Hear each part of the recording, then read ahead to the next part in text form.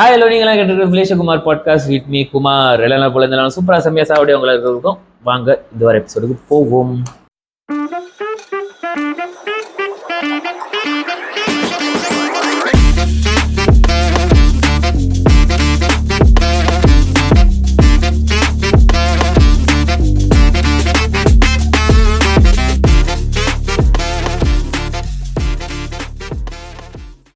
Okay, அந்த கபாலி கதைலாம் நல்லா இருந்துச்சு. என்ன இல்ல அது முடிக்கிறதுக்கு முன்னுக்கு எனக்கு இன்னும் ஒரு கேள்வி என்னன்னா, இப்ப நம்ம அவ்வளவு நடந்துச்சு and then like same side அங்க எவ்வளவு இந்த விஷயம் எவ்வளவு பப்பராசி அனுச்சோ, லைக் இந்த மீடியா அட்டென்ஷன் பிஹைண்ட் வுட்ஸ் அந்த வீடியோஸ் எல்லாம், and then when you came back I think அந்த இம்பாக்ட் இப்ப நம்ம எதிர்பார்க்குற அளவுக்கு இல்லைனா அப்பயும் இம்பாக்ட் இருந்துச்சு. ஆஃப்டர் தட் நான் நினைக்கிறேன் ஒரு நீ சொன்ன மாதிரி லைக் நீங்க நிறைய படத்துல நடிச்சிங்க and then like you did lot of the comedian roles, அந்த ஹீரோவோட ஃப்ரெண்ட் ரோல் அப்படிலாம் பண்ணாங்க. பட் என்னன்னா எனக்கு அந்த ஒரு கட்டத்துல எனக்கு தோணுது என்னன்னா, அந்த எல்லா படங்கள்லயும் அந்த இவர் ரஜினிக்கு வயசு ஒருத்தர், இவர் ஒரு மிமிக்ரி ஆர்டிஸ்ட்னால இவரை வச்சு நம்ம இதையே பண்ணிடுவோம், வாங்க 2 வாய்ஸை பேசுங்க கிளம்புங்க, அதுதான் ஜோக்கு, மக்கள் சிரிச்சிருவாங்க அப்படின்னு பார்த்த மாதிரி இருந்துச்சு அவனுக்கு. லைக் ஒரு அளவுக்கு அதுதான் நடந்துச்சுன்னு சொல்லுவாங்க. ஏன்னா கபாலி முடிச்சுட்டு இங்க வந்ததுக்கு அப்புறம் கிட்டத்தட்ட 1 மாசம் 1.5 மாசம் வந்து அதோட ஹீட் இன்னும் இருந்துதான் இருந்துச்சு. நல்ல ஒரு வரவேற்பு இருந்துச்சு, மக்களுக்கு தெரிய ஆரம்பிச்சிச்சு, ஒரு மாதிரி ஹைப்ல இருந்துச்சு. ஸோ அந்த டைம்ல வந்து நிறைய பேர் வந்து அப்ரோச் பண்ணாங்க, ப்ரோ படத்துக்கு வாங்க நடிங்க, ப்ரோ நீங்க ஹோஸ்ட் பண்ணுங்க, ப்ரோ இந்த மாதிரி ஆட் இருக்கு அதுக்கு வாங்க அப்படின்ட்டு நிறைய பேர் கூப்பிட ஆரம்பிச்சாங்க. அதுல 2-3 ப்ராஜெக்ட் வந்து டேக் ஆஃப் ஆகல. அந்த சீசன்ல நான் பண்ண முதல் ப்ராஜெக்ட் எதுன்னு பார்த்தோம்னா நீயும் நானும், என்னோட ஃபர்ஸ்ட் தியேட்ரிக்கல் அப்பியரன்ஸ்லாம். ஸோ அதுல வந்து ஹீரோட ஃப்ரெண்டு கேரக்டரா நான் பண்ணியிருந்திருப்பேன். அதுல வந்து என்னோட ஐடென்டிட்டி இதுதான் அப்படின்னு சொல்லி முடிவு பண்ணிட்டாங்கன்னு நினைக்கிறேன். இது வந்து நான் வந்து தப்பு சொல்ல, யாரையும் நான் பின் பாயிண்ட் பண்ணல. பட் அது வந்து எனக்கு தவறான ஒரு ஸ்டெப்பா ஆயிருச்சு அப்படின்னு நான் பர்சனலி ஃபீல் பண்றேன். ஏன்னா அந்த படத்துல வந்து ஹீரோவோட ஃப்ரெண்டா இருக்கணும் இல்லையோ, ஒரு மிமிக்ரி ஆர்டிஸ்டா தான் நான் அந்த படத்துல இருந்தேன். ரொம்ப டாக்கா இருக்கானே, கையில ஏன் இவ்வளவு முடியா இருக்கு, சரிப்பட்டு வர மாட்டான் போல இருக்கு, ஏன் அப்படி பேசான்னு சொல்லி அதுல வந்து ஒரு பேக் ஸ்டோரி அங்க இல்லாம கூட இருந்துச்சு, ஒரு பர்பஸ் இல்லாம இருந்துச்சு. ஸோ அது நானே ஃபீல் பண்ண ஒரு விஷயம் தான். நான் வந்து தியேட்டர்ல பார்க்கும் போதும் சரி, ஏன் இந்த பையன் அதாவது நானே ஏன் இவன் ரஜினி மாதிரியே பேசிக்கிட்டு இருக்கான், ரொம்ப வயசுல பேசி தொலைலாம். D7 படம் அது பிஜிடபிள்யூ படம்.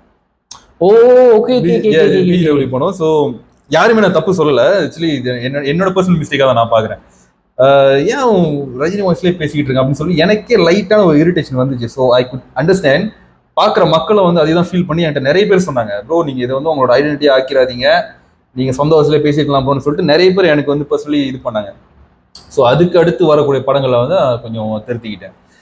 என்ன எனக்கு ரொம்ப சர்ப்ரைசிங்கான ஒரு வியப்பான ஒரு விஷயமா இருந்துச்சுன்னா, வெண்பா ஷார்ட் ஃபிலிம் இருக்குல்ல, அது வந்து என்னோட ஃபர்ஸ்ட் ஷார்ட் ஃபிலிம். அதுல வந்து ஒரே ஒரு சீன்ல தான் நான் வந்து பேர் ஆயிருப்பேன், ஒரே ஒரு சீன்ல தான் வந்திருப்பேன். இதுல வந்து சாவி வாங்கிட்டு போறது, இதுல கிடைச்ச ஒரு ஹைப்பை விட அந்த ஒரே ஒரு சீன்ல கிடைச்ச ஹைப் வந்து இன்னும் கூட. அது நான் கொஞ்சம் சர்ப்ரைஸா ஃபீல் பண்ணேன். பரவாயில்லையாப்பா, இந்த ஒரு சீனுக்கு இவ்வளவு பெரிய இம்பாக்ட் அப்படின்னு சொல்லிட்டு. ஸோ அதுக்கு வந்து கவிநந்தனுக்கு வந்து தேங்க்ஸ் சொல்லணும். அவர் தான் வந்து அப்ரோச் பண்ணாரு, அந்த ஒரு சீனாச்சும் நீ வரணும் அப்படின்னு சொல்லிட்டு. ஸோ தேங்க்யூ நண்பா கவிநந்தன் அவர்களே. அது அவரையும் கூப்பிட்டுருவோம். ரைட். ஓகே ஓகே, உண்மைதான். ஏன்னா எனக்கும் உண்மையாவே அப்படிதான் ஃபீல் ஆனிச்சு. லைக் அந்த படங்கள்லாம் ஆரம்பத்துல பார்க்கும்போது லைக் அருண் கிட்ட நம்மளுக்கு தெரியும் இவங்க மிமிக்ரி பண்ணுவாங்க, பட் அதை தாண்டி you wanted to to lot. But எல்லா படத்துலயும் பேக் டு பேக் அப்படி அதே பயன்படுத்திட்டு மிமிக்ரின்னு சொன்னாலே வந்து அதுல கொஞ்சம் ஹியூமர் இருக்கும், காமெடி இருக்கும் அப்படின்ற ஒரு பட்சத்தினாலேயே வந்து நிறைய பேர் என்ன நினைக்கிறாங்களோ, அவன் காமெடிக்கு வந்து யூஸ் பண்ணிக்கலாம், இவன் காமெடிக்கு மட்டும் தான் கரெக்டா இருப்பான் அந்த மாதிரி நினைச்சு காமெடிக்கு மட்டும் தான் ஆரம்பத்துல அப்ரோச் பண்ணாங்க.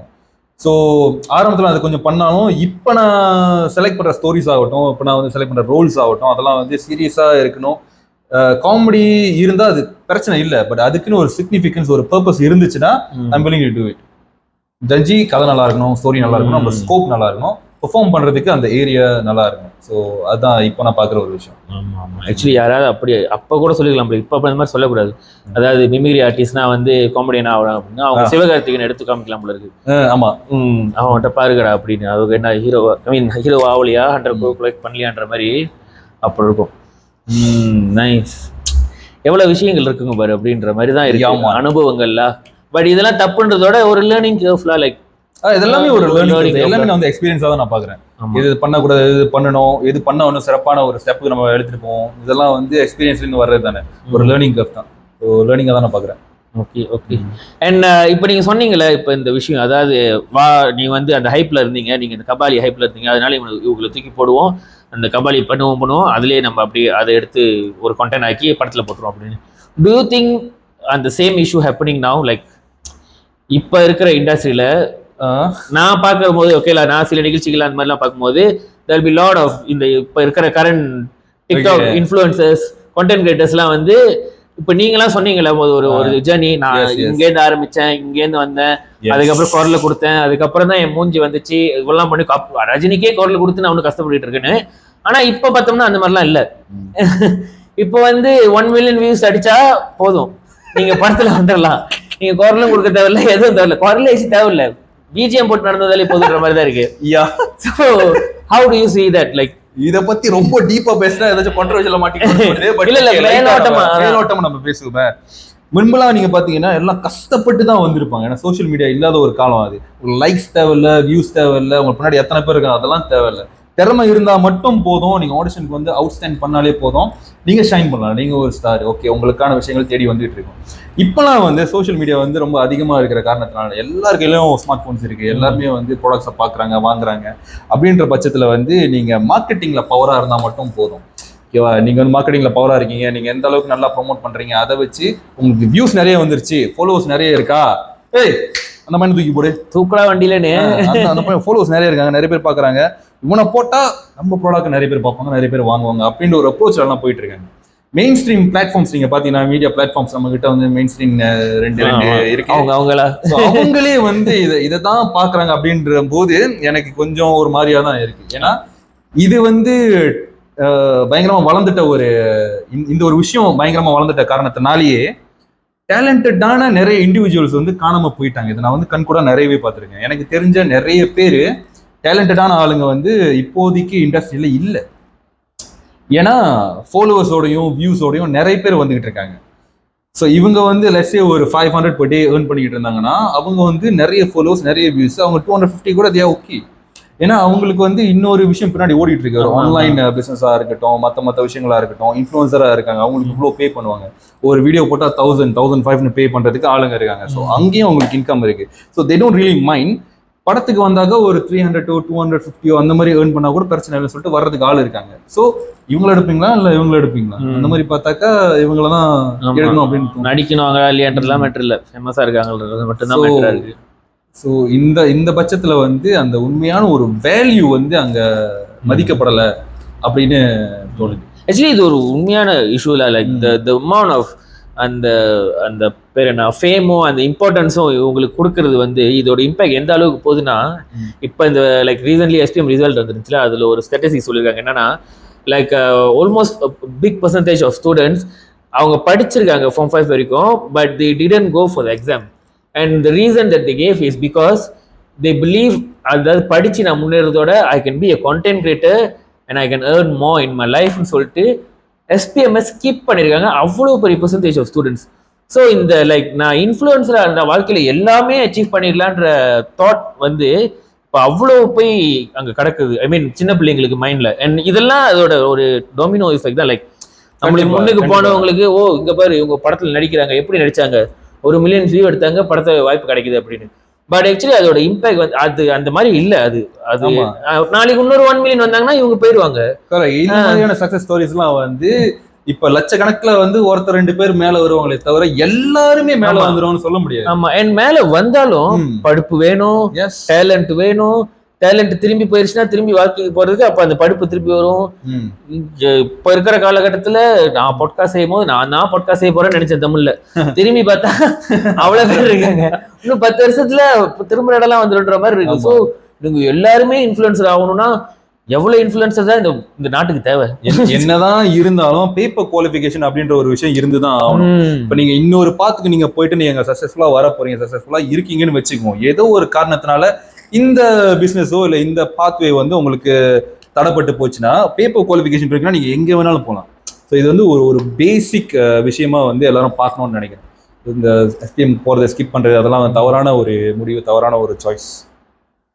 Okay okay. ஆமா கொஞ்ச நேரம் அவங்க யோசிச்சிருப்பாங்க, சக்குன்னு 2 பேரும் அட்வைஸ் பண்ண ஆரம்பிச்சாங்க. இப்படிதான் எங்க காலத்துல ரெண்டு அங்கிள் அட்வைஸ் பண்ண அப்படிலாம் இல்ல, இன்னும் போய் எழுதுங்க. Yeah okay. என்ன நீங்க முதல்ல சொல்லியிருந்தீங்களே, நீங்க நடுவில் நடுவில் நீங்கன்னு வருது, அருண் வருது, எல்லாரும் கலந்து அடிக்கிறன்ற மாதிரி. இப்ப நம்ம பேசியிருந்தல முதல்ல இந்த இண்டஸ்ட்ரியில் நடக்கிற பாலிடிக்ஸ் அதுனா, அதுல நம்ம டீட்டெயிலா போக தேவையில்ல, அதெல்லாம் மேலோட்டமாவே இருக்கும். பட் அதுல நான் என்ன முக்கியமா கேட்கணும்னா, இடையில நான் ஒரு ஆள் பார்க்கும்போது அவங்க ஒரு she's trying to become like she's trying in நம்ம இண்டஸ்ட்ரியில், லோக்கல் இண்டஸ்ட்ரியில் தான். அவங்க சொன்னாங்க இல்லை எனக்கு நிறைய சான்சஸ் கிடைக்க மாட்டேது பிகாஸ் ஐம் பீங் டார்க், என்ன ப்ரிஃபர் பண்ண மாட்டாங்க main lead because they want fairer girls as the main lead அப்படின்னு. இது does it like affect even mans, like யாரா இருந்தாலும் என்னது they like industry prefer fairer skins and for whatever role it is. இது எனக்கே நடந்திருக்கு ஆக்சுவலி. இந்த பையன் வந்து கருப்பா இருக்கான், இந்த ஃபேமிலிக்கு அவன் செட் ஆவானா, ஐ மீன் கதையில இந்த ஒரு மூவியோ இல்லை ஒரு சீரீஸ்னு வச்சுக்கோமே, இந்த ஃபேமிலிக்கு இந்த பையன் கரெக்டா இருப்பானா, ரொம்ப டார்க்கா இருக்கானே, இவன் கையில ஏன் இவ்வளவு முடியா இருக்கு, இவன் சரிப்பட்டு வர மாட்டான் போல இருக்கு. மேபி ஏற்கனவே வேலை செஞ்சப்ப ஏதோ ஒரு நான் சீலப்பா பேசிட்டு இருக்கலாம், இல்ல அவங்களுக்கு பட்டர் போடாம இருந்திருக்கலாம். ஸோ அந்த மாதிரியான ஒரு விஷயத்தினால அவனை கூப்பிடு, இவனா நீ சோசியல் மீடியால அந்த மாதிரி போட்டான். இது வந்து நான் கண் கூட பார்த்த சில விஷயங்கள் நான் சொல்றேன். டிஸ்கஷன்லாம் நடந்துகிட்டு இருக்கும் போது அவனை போடு, அந்த மாதிரி பேசிடுச்சு, அது வேணா இதை போடு, அந்த மாதிரி விஷயங்கள்லாம் வந்து நடக்கிற ஒரு விஷயம். ஸோ இது நானே வந்து கோத்துலாம் பண்ணியிருக்கேன். ஸோ இதை பத்தி நான் அவ்வளோ கண்டுக்கிறது இல்லை. எப்படி பார்த்தாலும் தெரியும் என்ன கிடைக்கலையா, ஓ இந்த சான்ஸ் வரலையா, ஓகே அடுத்த விஷயத்தை பார்த்து போயிட்டே இருக்க வேண்டியதான். அதனால தான் இப்போ வந்து சொந்தமா நம்மளே ஏதாச்சும் ஒன்று பண்ணுவேன்னு சொல்லிட்டு ஃபியூச்சர் பிளான்ஸ் என்னன்னா, ஓகே ஒரு டைரக்டர் ஆகலாம், சொந்தமா ஒரு ப்ராஜெக்ட் டைரக்ட் பண்ணி வெளியாக்கலாம் அப்படின்ற ஒரு ஐடியா இருக்கு. சொல்லுங்க, நம்ம கனவை நம்ம நம்பலாம். ஸோ எஸ், அதுக்கான வேலைகள்லாம் ஓடிட்டு இருக்கு. ஸோ ஹோப்ஃபுல்லி நெக்ஸ்ட் இயர் வந்து சொந்த ப்ராஜெக்ட் நான் வந்து ஒன்று வெளியாக்குவேன் அப்படின்னு எதிர்பார்க்குறேன். தெரியுமா கசி? கண்டிப்பா கண்டிப்பா, வாழ்த்துக்கள். Okay okay. அண்ட் ஸோ இந்த மாதிரி ரீசன்ஸ்க்குலாம் கூட like people don't get selected like நம்ம அதாவது குமாரி இப்போ வந்து ஆடிஷன்ஸ்லாம் நம்ம போறோம் இல்லையா, நான் வந்து நிறைய ஆடிஷன்ஸ்லாம் நான் போயிருக்கேன், அங்கே நல்லாவும் பெர்ஃபார்ம் பண்ணியிருக்கேன். இப்போ கேமராமேனு கூட வேலை செய்கிற டெக்னீஷியன்ஸ்லாம் வந்து நம்ம தெரிஞ்ச கைங்க நிறைய பேர் இருப்பாங்களே, அவங்களே சொல்லியிருக்காங்க, ஏய் வந்ததுல நீ தான் செக்காப்பா பண்ண, உனக்கு தான் கன்ஃபார்ம்ட்டு. ஆனால் ஆடிஷன்ஸ்க்கு வராத சில பேருக்கு கால் பர்சனலாக போய் அவங்கெல்லாம் வந்து செலக்ட் ஆகிற ஒரு இதெல்லாம் கூட நடந்திருக்கு. இந்த மாதிரி நான் எங்க எப்படி எது இதெல்லாம் சொல்ல விரும்பல. இந்த மாதிரி விஷயங்கள்லாம் வந்து நடந்திருக்குல்ல. ஸோ அதுக்கப்புறம் வந்து எனக்கு இந்த ஆடிஷன்ஸ் இந்த காஸ்டிங்ஸ் இது மேல இருக்கிற நம்பிக்கை வந்து அவ்வளோ இல்லை. ஸோ நமக்குன்னு இருந்துச்சுன்னா அது வரும், நமக்குன்னு இல்லைன்னா அது இல்லை. மீடியாவில் வேறு இப்போ நீங்கள் பார்த்தீங்கன்னா இந்த குரூப்பிசம் வந்து நிறைய, இப்போ ஒருத்தவங்களுக்கு வந்து உங்க கூட வேலை செய்யறதுக்கு கம்ஃபர்டபிலிட்டி இருந்துச்சுன்னா அந்த குரூப்பே தான் திரும்ப திரும்ப வந்து வேலை செய்யறது. தவறுன்னு சொல்ல வரல, பட் அப்படிதான் நடந்துகிட்டு இருக்கு. தவறுதான் இல்ல, நான் சொல்றேன், நான் இண்டஸ்ட்ரியில் இல்லையே இல்ல, அது அவங்களுக்கு பிடிச்சிருக்கு, அது சக்சஸ் ஆகுதுன்னா ஓகே, பட் அதையே வந்து ரொம்ப ஃபாலோ பண்ண வேணாமே. அவரு பாக்குறது வெர்சடைலா இருந்துச்சுன்னா எல்லா இடத்துலயும் ஒரு குரூப்பிசம் இருக்கிறது தப்பு தானே. அது அதுல என்ன இருக்கு நல்லதுன்னு அப்பதானே எல்லாருமே வருவாங்க.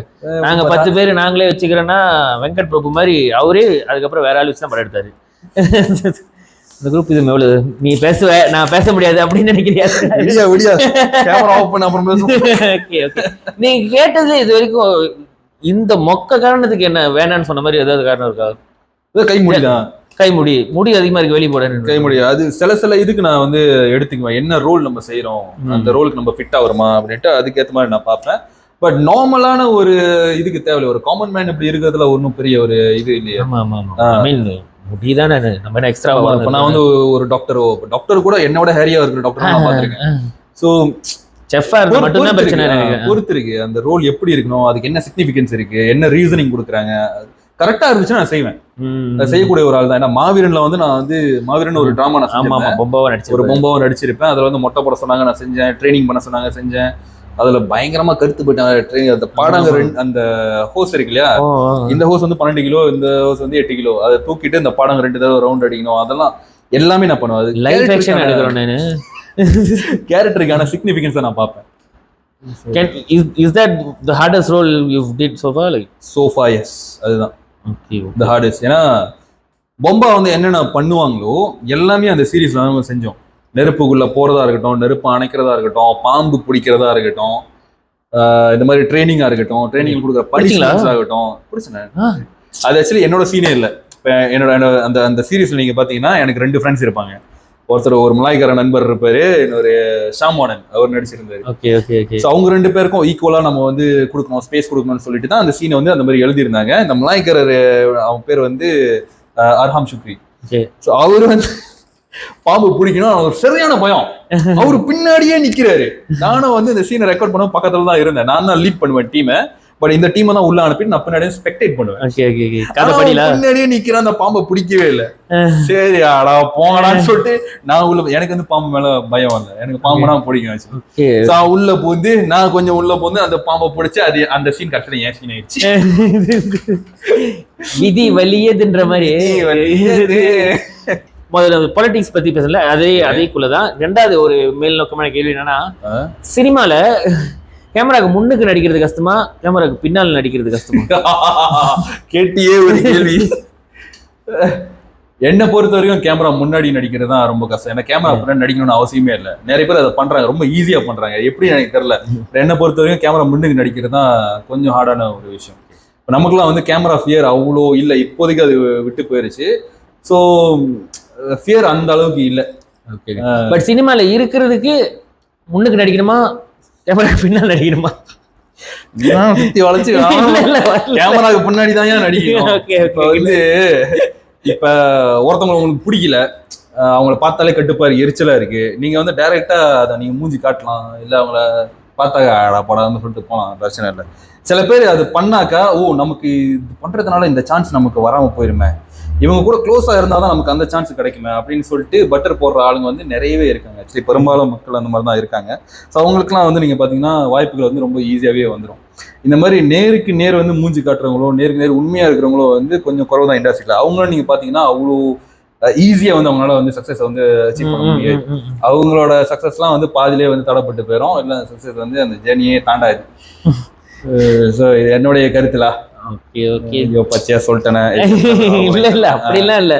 பட் எனக்கு இதெல்லாம் கேட்கும்போது என்ன தோணும், என்ன இதா இருக்குன்னா, லைக் இப்ப நீ ஒரு 10 வருஷம் கதை சொன்னாரு, அண்ட் தென் இதுக்கு தாண்டி நீ சொல்ற like that with this big போர்ட்ஃபோலியோவே நான் வந்து I still need to do all these extra things in order to survive in the. புதுசா ஒருத்தவங்க வரணுறதுக்கு இன்னும் எங்கேருந்து ஆரம்பிக்கணும்ன்ற மாதிரி இருக்கு போல இருக்கு. இல்ல இப்ப வர்றவங்களாம் வந்து ரொம்ப ஸ்மார்ட் நான் நினைக்கிறேன். ஏன்னா நிறைய பேர் வந்து வரும்போதே வந்து ஒரு டீமோட தான் வராங்க. தே ஆர் வெரி வெல் டேலண்டோட வராங்க, இண்டஸ்ட்ரியில என்ன நடக்குதுன்னு தெரிஞ்சு வராங்க, இண்டஸ்ட்ரியில இருக்கிற ஃபிளாஸை வந்து திருத்தணும்னு சொல்லி வராங்க. So they are well aware of what's happening. So வர்றவங்க வந்து இப்ப நிமலன் முனுசாமின்னு ஒரு பையன் இருக்கான், அவன்கிட்ட ஒரு சாலிடான ஒரு டீம் இருந்துச்சு. டிஎஸ் மதன், அவன் வந்து வீடியோகிராஃபிலாம் விட போறேன், குவிட் பண்ண போறேன் அப்படின்னு சொல்லியிருந்தான். தயவு செஞ்சு விட்டுறாத, உனக்கு டேலண்ட் இருக்கு, நீ அதை கண்டினியூ பண்ணோம். இதுக்காக அவர் பேர் என்ன? டிஎஸ் மதன். முதல்ல இந்த வீடியோ நீங்க பாருங்க. ஸோ நிமலன் அந்த டீம் வந்து it's a very good team. And இன்சோமியா film factory இது மாதிரி சொல்லிட்டு நிறைய டீம் வந்து என்ன பண்ணணும்னு தெரிஞ்சு நல்லாவே பண்ணிட்டு இருக்காங்க. அவங்களுக்குலாம் என்னோட வாழ்த்துக்கள் கண்டிப்பா இருக்கும். என்னோட ஏன்னா எப்பவுமே நான் அவங்களை வந்து விஷ் பண்ணுவேன். நல்ல நல்ல ப்ராஜெக்ட்லாம் செஞ்சுக்கிட்டு இருக்காங்க, ஒரு டீமோட நல்லா மூவ் பண்ணிட்டு இருக்காங்க. இவங்களுக்கு வந்து ஃபியூச்சர் வந்து ரொம்ப பிரைட்டா இருக்குன்னு எனக்கு தோணுது. ஸோ இந்த மாதிரியே வர்றவங்க வந்து தனியாக வந்து சாதிக்கணும்னு நினைக்காம இந்த மாதிரி டீம் கூட சேர்ந்து நல்லா லேர்ன் பண்ணி ஒன்னா க்ரூம் பண்ணி வந்தாங்கன்னா அவங்களுக்கு வந்து ஃபிலிம் இண்டஸ்ட்ரி நல்ல ஒரு ஃபியூச்சர் இருக்குன்னு நான் நினைக்கிறேன். So can we say like for the next maybe இன்னும் ஒரு 5 வருஷம் கஷ்டப்பட்டு தாண்டி போயிட்டோம்னா அதுக்கப்புறம் எஸ் இங்க there will be new people ruling the industry ன்னு சொல்லலாம். ஆமா, நியூ செட் ஆஃப் பீப்பிள். கண்டிப்பா அதுக்கு என்ன நம்ம பண்ணணும்னா மக்களோட மைண்ட் செட்டை நம்ம வந்து மாற்றி ஆகணும். ஏன்னா பர்ச்சேஸ் பவர் தான், எண்ட் ஆஃப் த டே வந்து பர்ச்சேஸ் பவர் தான் எல்லாமே இருக்கு. இப்போ யாரும் வந்து தியேட்டருக்கு போய் படம் பார்க்கல அப்படின்னு சொன்னாக்கா கண்டிப்பா இண்டஸ்ட்ரி வந்து சர்வைவ் பண்ணாது, மேல வரதுக்கான வாய்ப்பு இல்லை. மக்கள் இப்ப வந்து என்ன மைண்ட் செட்ல இருக்காங்கன்னா மலேசியா படமாடா அந்த ஒரு இதுலதான் மக்கள் இருக்காங்க. என்னை பொறுத்த வரைக்கும் என்னன்னா ரொம்ப நாளைக்கு அப்புறம் வந்த ஒரு நல்ல படம் வந்து பூச்சாண்டி அப்படின்றது வந்து என்னோட அபிப்பிராயம். வெண்பா வந்திருக்கு, அடைமலை காலம் வந்திருக்கு, நாம் கற்ற இசை வந்திருக்கு, பூச்சாண்டி, இதெல்லாம் நல்ல படங்கள். ஜாகாட், இதெல்லாம் என்னை பொறுத்த வரைக்கும் நல்ல நல்ல படத்தோட கேட்டகரியில பூச்சாண்டி வந்து ஒன் ஆஃப் த பெஸ்ட். என்னை பொறுத்து நான் ரொம்ப என்ஜாய் பண்ணி பார்த்த ஒரு படம். இந்த மாதிரி நல்ல படம் வரும்போது வேர்ட் ஆஃப் மவுத்ல வந்து நம்ப மாட்டீங்க, நான் முதல் தடவை தியேட்டர்ல போய் பார்க்கும் இந்த படம் உள்ளுக்கு வந்து ஒரு 10 பேர்கிட்ட அந்த மாதிரி தான் இருப்பாங்க. செகண்ட் டே நான் போறப்ப ஒரு 20-25 பேர் இருந்தாங்க. தேர்ட் டே நான் போறப்ப ஹாஃப் ஃபுல்லு. ஃபோர்த் டே நான் போறப்ப ஹவுஸ் ஃபுல். நாலாவது தடவை நான் போறப்ப. ஸோ மக்களோட வேர்ட் ஆஃப் மவுத் வந்து அந்த அளவுக்கு ஒரு பவர்ஃபுல்லான ஒரு வெப்பன், பவர்ஃபுல்லான ஒரு டூல். ஒரு படம் நல்லா இருந்துச்சுன்னா அது நல்லா இருக்கு நீங்க பாருன்னு சொல்லி வற்புறுத்தி மக்களை கூட்டு வந்து படத்தை பார்க்க வைப்பாங்க. இதை நானே பண்ணேன். அந்த படத்துக்கு எனக்கு சம்மந்தம் இல்லை, ஆனா அது நானே பண்ணேன். ஏன்னா ஒரு படம் நல்ல படம் ஜெயிக்கும் போது எனக்கு ஒரு சந்தோஷம், மீடியா பர்சனா எனக்கு ஒரு சந்தோஷம், ஒரு ஆடியன்ஸா தமிழ் ஆடியன்ஸா எனக்கு அவ்வளவு சந்தோஷம். ஸோ படம் நல்லா இருந்தா அந்த படம் கண்டிப்பா ஓடும். சில பேர் பண்ற தவறு என்னன்னா மக்களை வந்து பிளேம் பண்றது. படம் எடுத்துட்டோம்னா பார்க்க மாட்டீங்களா, நல்ல படம் வந்திருக்கு ஏன் பார்க்க மாட்டீங்க, அந்த மாதிரி கேட்கிற உரிமை யாருக்குமே, மிரட்டி பார்க்க சொல்றது, அந்த மாதிரி உரிமை யாருக்குமே இல்லை. அது பண்றது ரொம்ப பெரிய தவறு. மக்களுக்கு பிடிச்சிருந்துச்சுன்னா படத்தை வந்து பார்ப்பாங்க. மக்களுக்கு பிடிக்கிற மாதிரி நீ படம் பண்ணு, அதுக்கப்புறம் நீ பேசு. அதுக்கப்புறமும் பேசுறது தகுதி இல்லை. மக்களுக்கு பிடிக்கிற மாதிரி படம் பிடிக்கலதான், அவ்வளவுதான். ஆமா, ஆக்சுவலி இப்ப இது நிறைய பேர் ஒரு முக்கியமா நம்ம ஊர்ல, இது இந்தியாவில இந்த வழக்கம் இல்லை, பட் நான் ஓகே ஆரம்பத்துல நிறைய பேர்ட்ட இந்த கேள்வி கேட்டிருக்கேன். என்னன்னா எனக்கு ரொம்ப பிடிக்காத விஷயம் என்னன்னா, ஒரு படத்தை வெளியாக்கிட்டு அந்த படம் இப்ப நம்ம சொல்லவும் முடியாது, மலேசியால படம் எடுத்தா நல்ல படம் எடுத்தாலும் ஓட மாட்டேது அப்படி.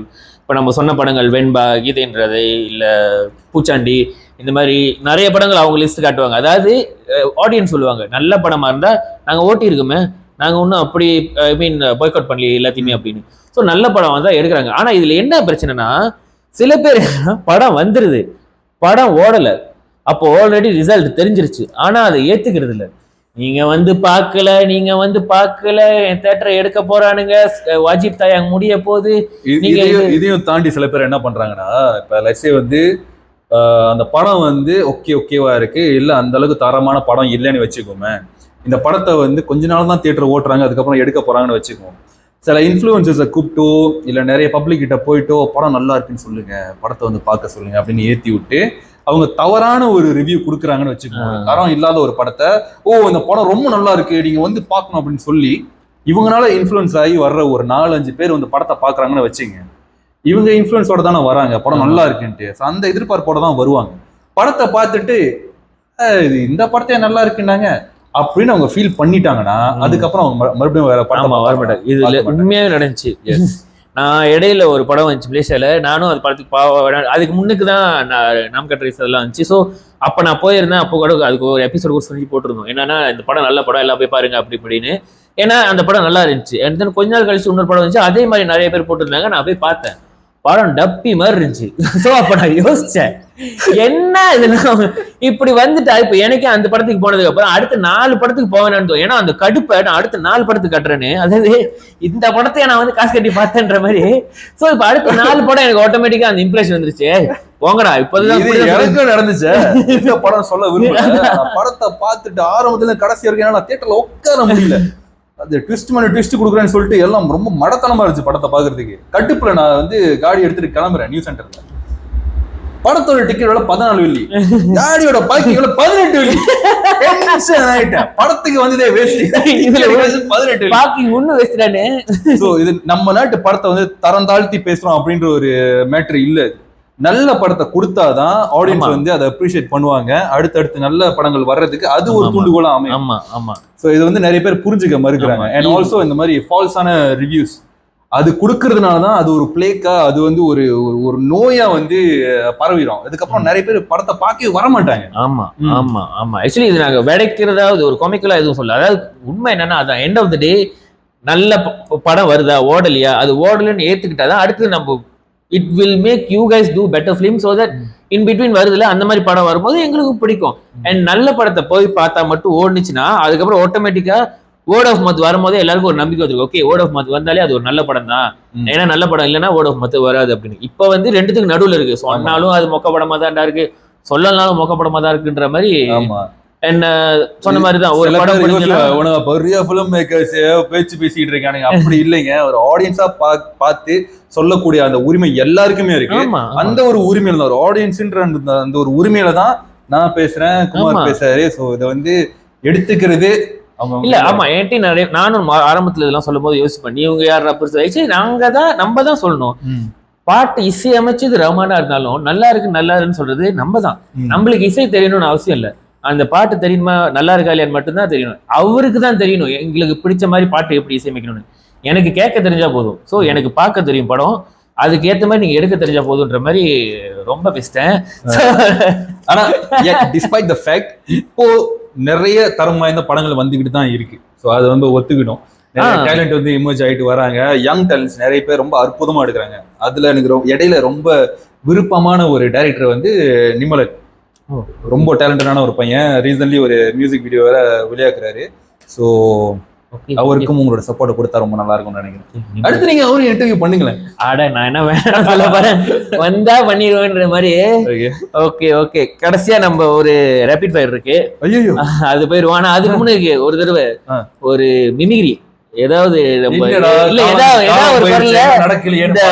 இந்த பாட்காஸ்ட் சப்ஸ்கிரைப் பண்ணுங்க, அந்த மாதிரி ஏதாவது சொல்ற மாதிரி. ஜி செம்ம பாத்துட்டு எல்லாருக்கும் வணக்கம் ஜி. குமாரோட பாட்காஸ்ட் செம்மையா இருக்கு, நம்ம மாசா இருக்கு, கெத்தா இருக்கு. தயவு செஞ்சு சப்ஸ்கிரைப் பண்ணுங்க, டெய்லி உட்காந்து கேளுங்க, ஒரு வழிக்கு சிரிச்சுட்டே இருப்பீங்க. மச்சி ஒரு பாட்டு சொல்லு. வருண் வேற லெவல் வேற லெவல். ரொம்ப நாள் ஆச்சு இந்த மாதிரி நேரத்தை பத்தி இது இன்ஸ்டாகிராம்ல இடையெல்லாம் பாக்குறேன். ஆனா உண்மையாவே அப்படியே டிப்புவா இருக்கலாம்.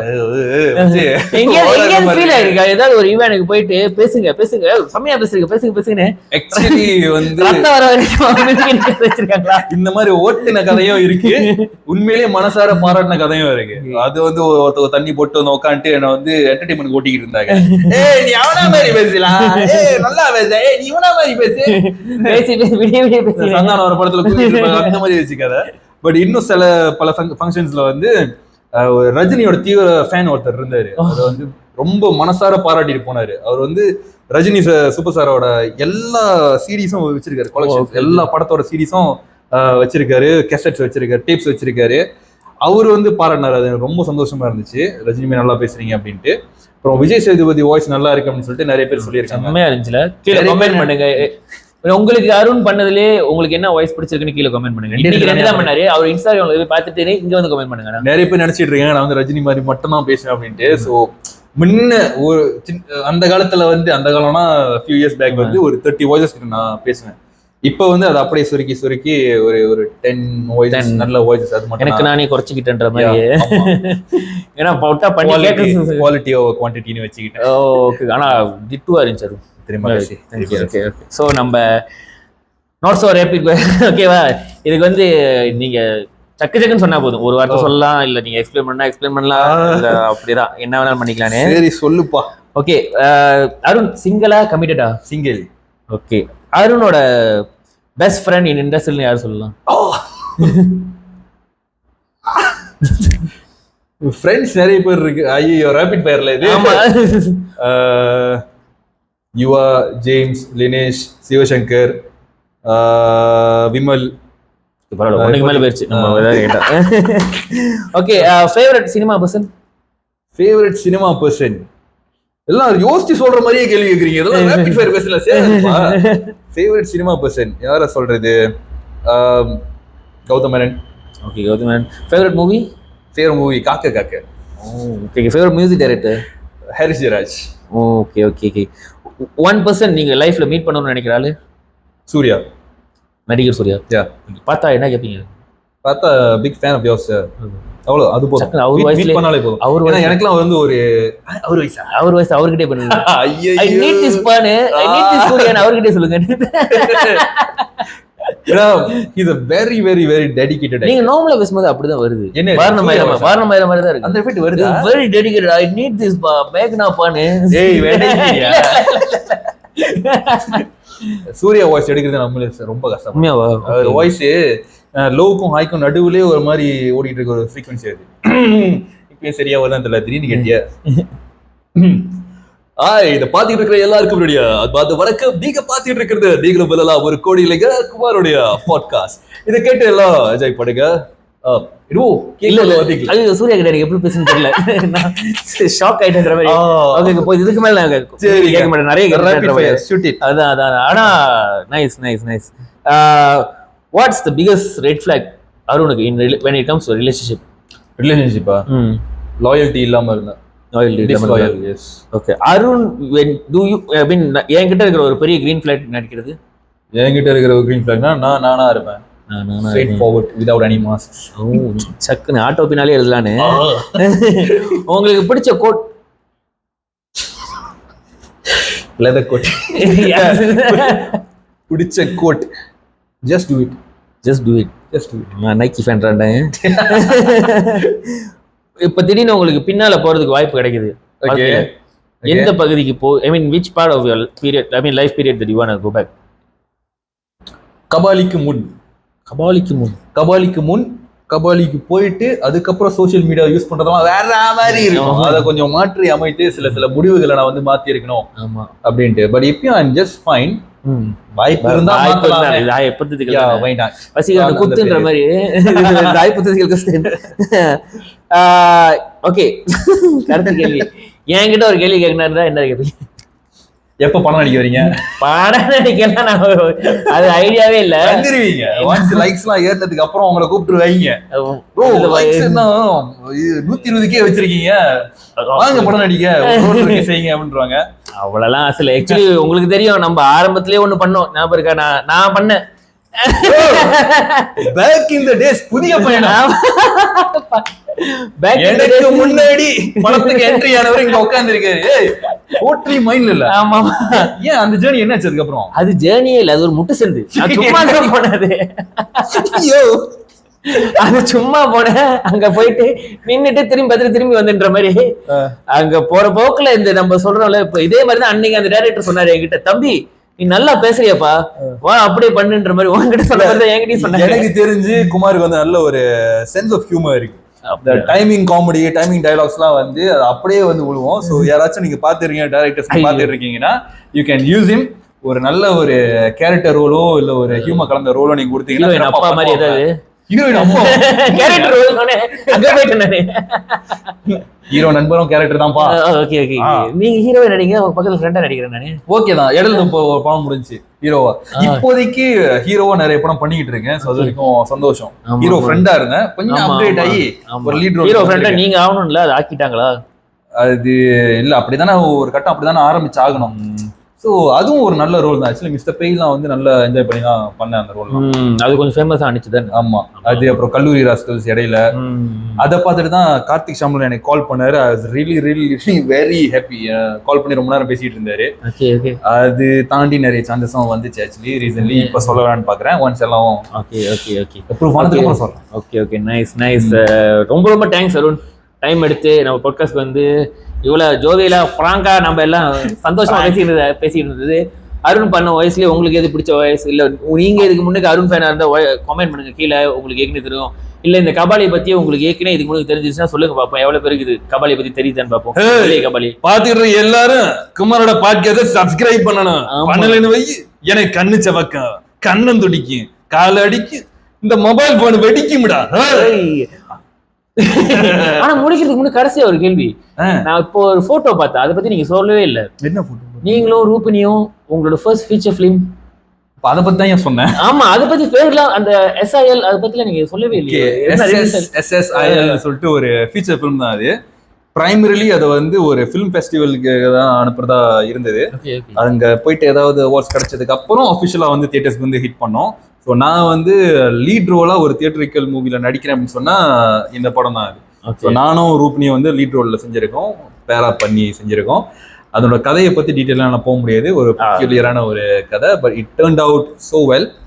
நல்லா பண்ணியிருக்கோம்னு நினைக்கிறேன். ஸோ பேக்ரவுண்ட் மியூசிக் ஒர்க்லாம் ஓடிட்டு இருக்கு, டப்பிங் வந்து ஆரம்பிக்க போகுது. So once every thing is done, hope for the best. அதோட அது நான் படத்துல திரும்பி சந்திப்போம்ன்ற மாதிரி அந்த படத்தை போய் எல்லாம் பாருங்க. And Arun, S thanks. மறக்காம சப்ஸ்கிரைப் பண்ணிருங்க. ஓகே, அடுத்த வாரம் அடுத்த கெஸ்டோட இன்னொரு வீடியோல பார்ப்போம். என்ன இன்வைட் பண்ணதுக்கு ரொம்ப நன்றி மென்தோஸ் அவர்களே. பேரு மென்தோஸ், அது கருப்பு சரித்திரம், அதை நம்ம மறைச்சிருவோம். தேங்க்யூ மக்களே. பாய் பாய்.